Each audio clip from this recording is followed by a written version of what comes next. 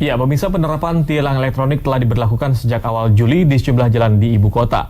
Direktorat Lalu Lintas Polda Metro Jaya akan menambah lokasi tilang elektronik. Ya, lalu lokasi mana saja yang akan ditambah untuk penerapan tilang elektronik? Telah ada Wahyudi Ritonga bersama Kasubdit Gakum Ditlantas Polda Metro Jaya AKBP Muhammad Nasir. Silakan Wahyudi.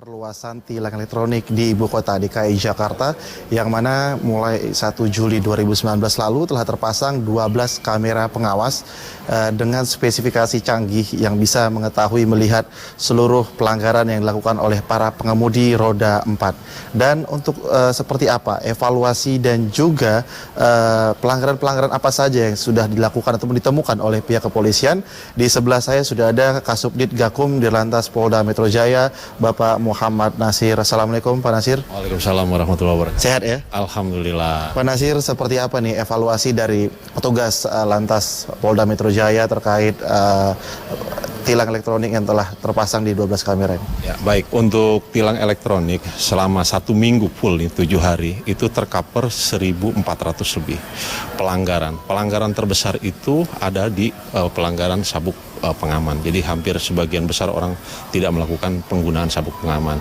Dan berikutnya pelanggaran terkecil adalah HP, itu sekitar 58 orang tercover dalam pelanggaran etle. Lalu berikutnya kita berharap dengan kondisi yang sudah terpasang di 12 titik ini, mulai dari Patung Kuda Senayan sampai di TL Ketapang ini, akan menambah panjang deretan terhadap tertib lalu lintas di setiap persimpangan maupun di TL-TL. Nah, itu yang kita harapkan. Oke, Pak Nasir, rencananya akan ada 81 titik baru yang akan dipasang kamera dengan spesifikasi yang sama. Ini seperti apa, di mana saja, dan kapan akan mulai segera dibangun? Ya, baik. Direktur Lalu Lintas itu dengan kebijakannya, bekerja sama juga dengan DKI, itu kita akan merencanakan 81 titik di 4 jalur utama, mulai dari Grogol, itu sampai dengan Cawang, lalu berikutnya dari mulai Kota Tua itu sampai dengan ke Blok M. Nanti berikutnya juga dari TL Halim, traffic light Halim itu sampai dengan ke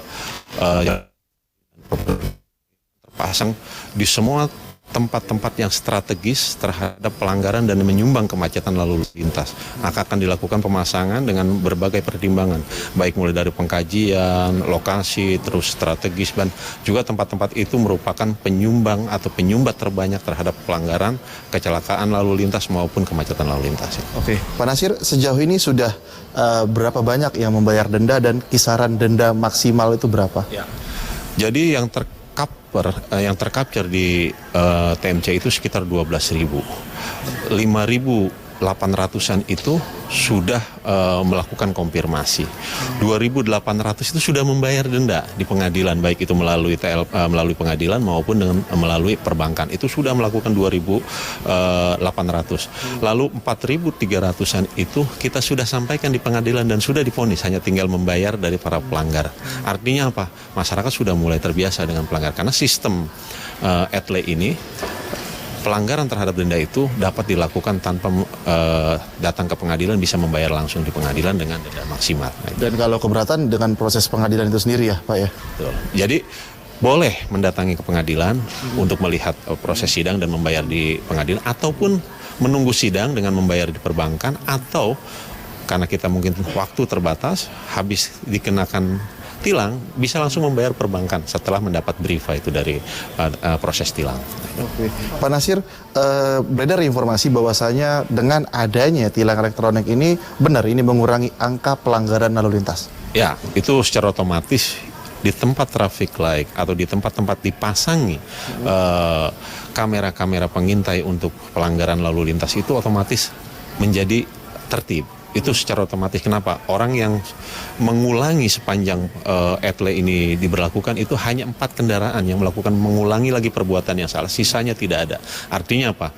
Mungkin 4 pelanggar itu saja yang 2 kali ditilang dengan etle, tapi yang lainnya sudah mengurangi, dan bahkan sebelum masuk ke lokasi-lokasi tertentu di Jalan Sudirman sampai Tamrin ini, sampai Ketapang, itu sudah mulai tertata dengan rapi, masuk jalur, termasuk berhenti di garis stop, tidak melanggar batas garis stop, dan juga tempat-tempat lain yang menggunakan speed radar maupun checkpoint terhadap ganjil genap itu sudah melakukan. Baik, Pak Nasir, banyak juga nih masyarakat maupun para netizen bertanya, apakah kamera yang dengan spesifikasi canggih tersebut yang di ETL ini bisa juga mengawasi atau menemukan mobil-mobil dengan plat palsu? Kan kita ketahui kan di daerah-daerah yang dipasang ini kan area ganjil genap.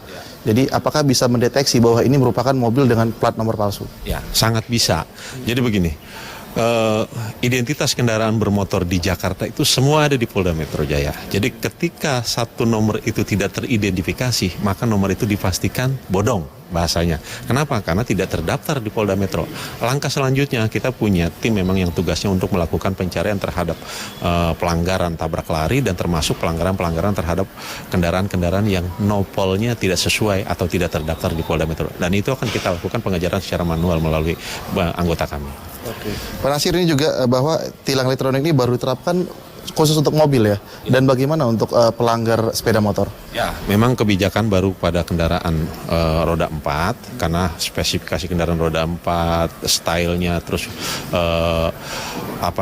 performnya itu bisa dilihat dengan jelas. Tapi nanti ke depan mungkin kebijakan-kebijakan terkait dengan pelanggaran terhadap roda 2 akan kita pertimbangkan. Karena kita juga akan berkoordinasi bukan hanya dengan Direktorat Lalu Lintas, mungkin terhadap lembaga lain seperti Dinas Pendapatan Daerah, termasuk Korlantas, itu mungkin kita akan melakukan hubungan komunikasi dulu untuk menentukan apakah sepeda motor juga bisa diberlakukan.